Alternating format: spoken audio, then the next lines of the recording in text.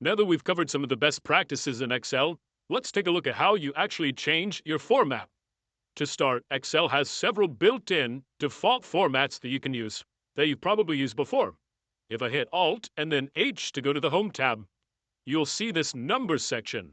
And as the dollar sign, the percent sign, the little comma, you've probably used this before if you've used Excel to change your format. If I hit In, I can get into this drop-down menu and it starts with General, but there are several other different format options inside of that drop-down menu. If I have this 100 cell highlighted, I can change to accounting format, and you'll see that it gives me a dollar sign and 2 decimal places. Or I can change to a percentage format, and you'll see that my cell changes along with it. Another way of accessing Excel's default formats is by holding Control and then hitting the 1 button. This is going to pull up the Format Cells menu. Your cursor starts at this Number tab. If you hit the right arrow, you'll move between tabs, and left arrow, you'll move back. If you hit the Tab button, you move into this Category menu. And now you see some similar options to what you saw on the Home tab: General, Number, Currency, but each of these options now has more detail. You can drill in and customize even further to make your format what you want it to be. For example, I changed my number to currency, but what if I want to change the number of decimal places?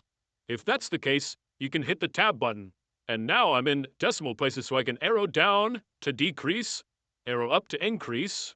If I want to change my currency symbol, I can hit Tab again, and I have a menu to select different foreign currencies.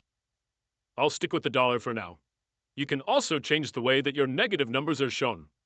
So, right now, this is a positive number. If I change it to a negative 100, the negative is indicated with the minus sign. But like we talked about previously, this often is not the way that you want to present a negative number in finance. So if I hit Control 1 again, and then Tab once, now I'm in my category, Tab again, decimal places, Tab to currency symbol, and then Tab one more time, I have this negative numbers section. So I can choose to display this in red font, or I can choose to display in black font with parentheses or red font with parentheses.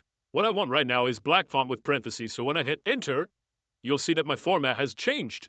So this Control 1 menu is nice because it lets you access Excel's default formats, but also have more control over the specifics so that you can customize it a little bit to however you're going to use it.